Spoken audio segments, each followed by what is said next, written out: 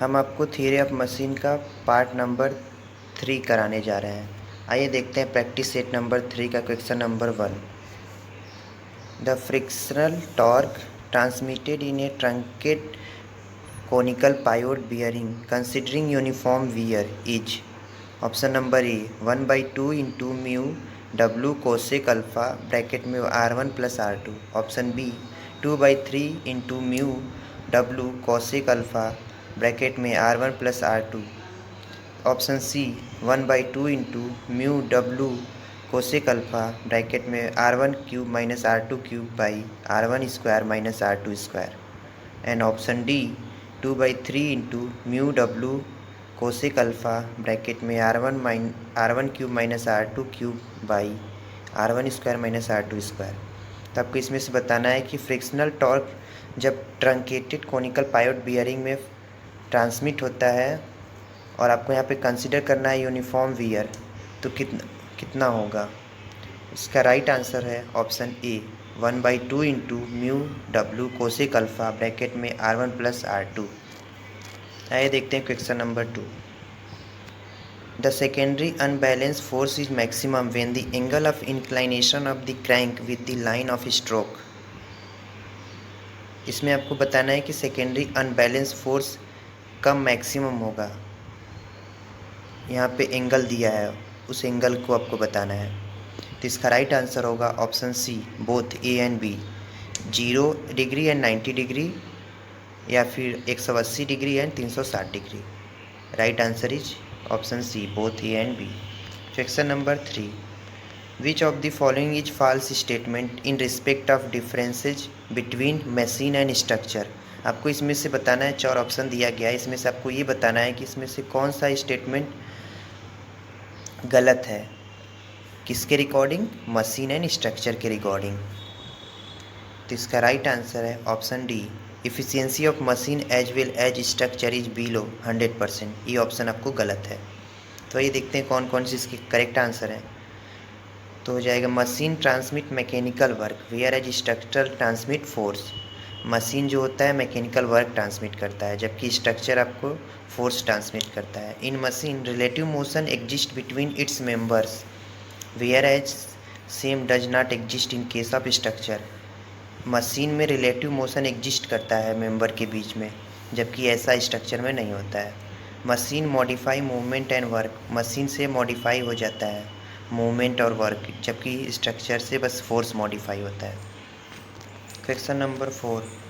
In Meyer's expansion valve the expansion valve is driven by an eccentric having an angle of advance from option A 50 degree to 60 degree, option B 60 degree to 70 degree, option C 70 degree to 80 degree, option D 80 degree to 90 degree.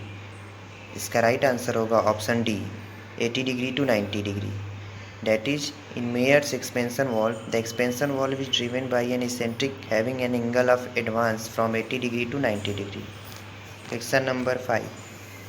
When a body is subjected to transverse vibration, the stress induced in a body will be। इसमें पूछा जा रहा है कि transverse vibration जब हो रहा है तो उसमें आपको जो स्ट्रेस इंड्यूस हो रहा है बॉडी में वो कितना होगा या फिर वो कैसा होगा। तो इसका राइट आंसर होगा option B bending stress. When a body is subjected to transverse vibration the stress induced in a body will be bending stress. Question number 6। The critical speed of a shaft with a disc supporting in between is equal to the natural frequency of the system in option A transverse vibration, option B torsional vibration, option C longitudinal vibration. इसमें पूछा जा रहा है कि critical speed की condition में आपकी natural frequency का क्या होगा, नेचुरल फ्रिक्वेंसी कितना होगा, कैसा होगा, ट्रांसवर्स वाइब्रेशन, टॉर्सनल वाइब्रेशन और longitudinal vibration. And D all of these. इसका राइट आंसर होगा option A transverse vibration. The critical speed of a shaft with a disc supported in between is equal to the natural frequency of the system in transverse vibration. Question number 7. Keen construction gives a graphic construction for. Option A slider crank mechanism, option B velocity polygon, option C acceleration polygon, option D 4-bar chain mechanism. इसका right answer होगा option C acceleration polygon. कीन construction gives A graphic construction for acceleration polygon. Question number 8. In the below figure PC is the connecting rod. आपको जो इस figure दिया है इसमें जो पीसी आपको दिखाई दे रहा है वो एक कनेक्टिंग रॉड है. ओसी is the crank, OC crank है. उसका एंगल दिया है theta with the line of stroke PO. Line of stroke से एंगल उसका थीटा है. And rotate with uniform angular velocity. और उस जो रोटेट कर रहा है यूनिफॉर्मली उसका एंगुलर वेलोसिटी है ओमेगा रेडियन पर सेकेंड. और दिया है कीन acceleration diagram for determining the acceleration of the piston P is shown by quadrilateral C Q N O if N coincide with O. जब एन कोइंसाइड कर रहा है ओ से तो आपको बताना है. तो इसका राइट आंसर हो जाएगा option C acceleration of the piston P is zero and its velocity is maximum. इस कंडीशन में जो एक्सेलरेशन होगा पिस्टन पी का वो जीरो होगा और इसकी वेलोसिटी होगी maximum. Question number 9. The Scott Russell mechanism consist of. Option A sliding and turning pair, option B sliding and rotary pairs, option C turning and rotary pairs, option D sliding pairs only. इसका right answer होगा option A sliding and turning pairs. जो Scott Russell mechanism होता है वो sliding and turning pair दोनों consist करता है. That is the Scott Russell mechanism consist of sliding and turning pairs. Question number 10. The displacement of the D slide valve is dash the steam lap by a distance known as lead of the valve. Option A greater than, option B less than, option C equal to, option D none of these. इसका right answer होगा option A greater than. That is the displacement of the D slide valve is greater than the steam lap by a distance known as lead of the valve. Question number 11. In steady state force vibration the amplitude of vibration at resonance is dash damping coefficient. Option A equal to, option B directly proportional to, option C inversely proportional to, option D independent of. इसका right answer होगा option C inversely proportional to. In steady state force vibration the amplitude of vibration as resonance is inversely proportional to damping coefficient. Steady state force vibration में जो amplitude of vibration होता है eight resonance पे वो inversely proportional होता है damping coefficient के. अब देखते हैं question number 12. When there is a reduction in amplitude over every cycle of vibration then the body is said to have. Option A free vibration, option B force vibration, option C damped vibration, option D under damped vibration. इसका right answer होगा option C damped vibration. When there is a reduction in amplitude over every cycle of vibration, then the body is said to have a damped vibration. Question number 13.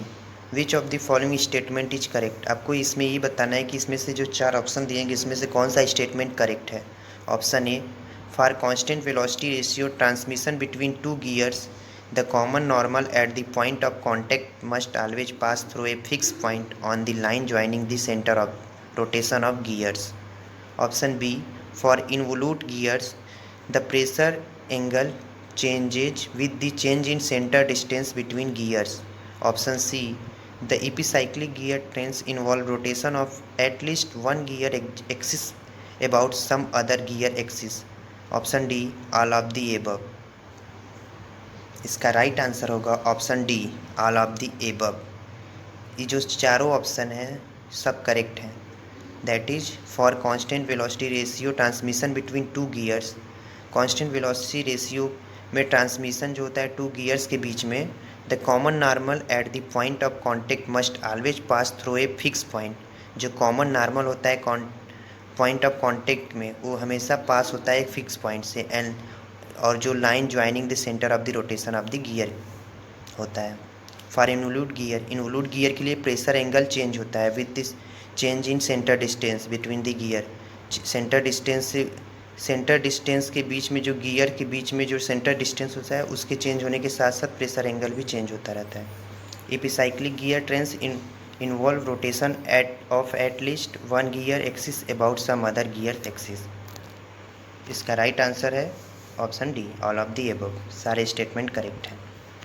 Question number 14, in multi-V belt transmission, if one of the belt is broken, we have to change the option A broken belt, option B broken belt and its adjacent belt, option C all the belts, option D there is no need of changing any one as remaining belt can take care of transmission of load।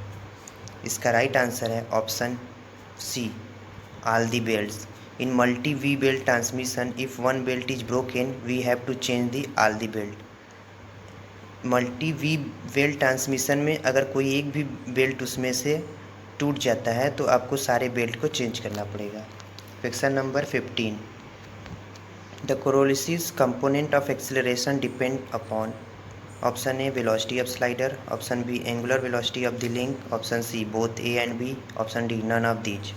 इसका right answer होगा option C, both A and B. Coriolis component of acceleration depends upon velocity of slider and angular velocity of the link. जो Coriolis component होता है acceleration का, वो आपका velocity of slider पे भी डिपेंड करता है और एंगुलर वेलोसिटी ऑफ लिंक पे भी डिपेंड करता है। ये आपका था आज का लास्ट क्वेश्चन। इसके नीचे आपको सबका आंसर भी दिया गया है, आप चाहे तो इसको नोट डाउन कर सकते हैं। Thank you. Please like, share and subscribe this channel for further update.